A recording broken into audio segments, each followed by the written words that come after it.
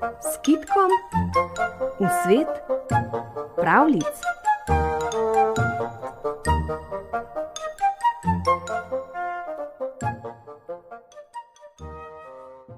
Kamniti lev, zgodba s tibetanske planote.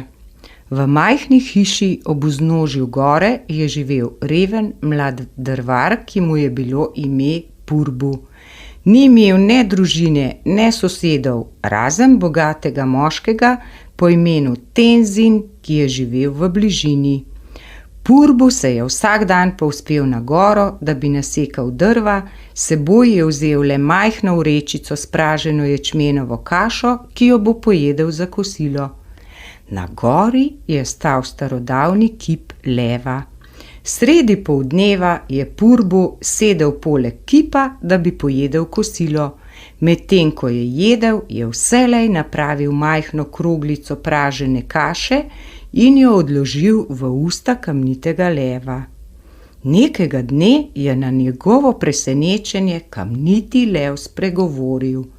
Hvala za tvojo prijaznost, brat Purbu, je rekel. Vselej si svojo hrano delil z mano, čeprav je nisi imel dovolj niti zase. Plahega drvarja je to presenetilo. Oba sva sama in nikogar nimava, ki bi skrbel za naju. Brat lev, je odgovoril, žal pa sem reven, zato ti lahko ponudim le praženo ječmenovo kašo. Kamniti lev je mladeniču naročil, naj naslednji dan s seboj prinese vedro. Nekaj ti bom dal v zameno, je rekel. Naslednji dan se je Purbu napotil na goro kot običajno, a je s seboj pozabil vzeti vedro. Imel je le majhno vrečico s kašo. Ko je kašo pojedel, je kamniti lev fantu naročil, naj prazno vrečico odloži na tla. Zdaj sezi v moja usta, je rekel, in našel boš dovolj zlatih kovancev, da boš z njimi napolnil vrečico. Toda pazi, da ti na tla ne pade niti en novčič. Purbu je zaupal kamnitemu levu, zato je segel v njegova odprta usta in tam je res zatipal kup kovancev. Vzel jih je le toliko, da je z njimi napolnil svojo majhno vrečico in pazil, da mu na tla ni padel niti novčič. Če bi prinesel vedro, brat Purbu, bi jih lahko vzel več, je rekel kamniti lev. Toda Purbu se je le nasmehnil. To je dovolj zlata, da si bom lahko privoščil udobje, ki ga potrebujem, je rekel veselo. Purbu se je vrnil domov in svoje kovance porabil za to, da je kupil kmečko hišo in nekaj živine. Kmalu se je poročil in ni bil več osamljen. Ko je Tenzin opazil drvarjevo bogastvo, je postal sumničav.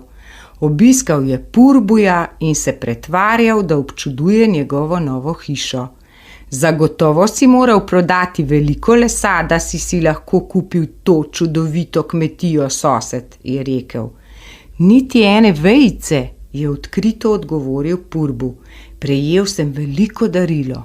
In Tenzinu je povedal, kako je praženo ječmenovo kašo delil s kamnitim levom in kako ga je ta nagradil.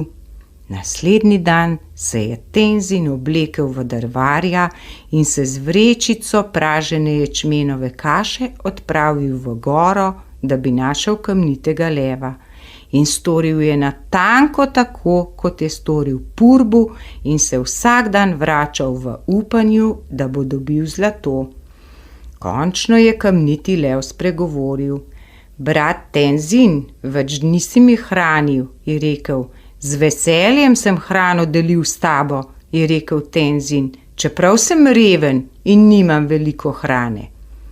Jutri s seboj prinesi vedro in dal ti bom nekaj v zameno, je rekel kamniti lev. Tenzin je pohitel domov in poiskal največje vedro, ki ga je lahko našel. Naslednji dan je kamniti lev Tenzinu rekel, da lahko vzame toliko zlata, kot ga lahko spravi v vedro. toda niti en kovanec mu ne sme pasti na tla. Tenzin je takoj potisnil roko v usta kamnitega leva in začel grabiti zlato. Vznemirjeno je vedro napolnil do roba, toda pogoltni Tenzin je hotel še več. Kljub svarilu kamnitega leva je jemal zlato, dokler vedro ni bilo prepolno. V trenutku, ko je prvi kovanec padel na tla, je kamniti lev zaprl usta in ujel Tenzinovo roko. Tenzin je smrkal in jokal, stokal in prosil ves dan, dokler kamniti lev končno ni odprl ust. A ko je to storil, so se vsi zlati kovanci spremenili v prah.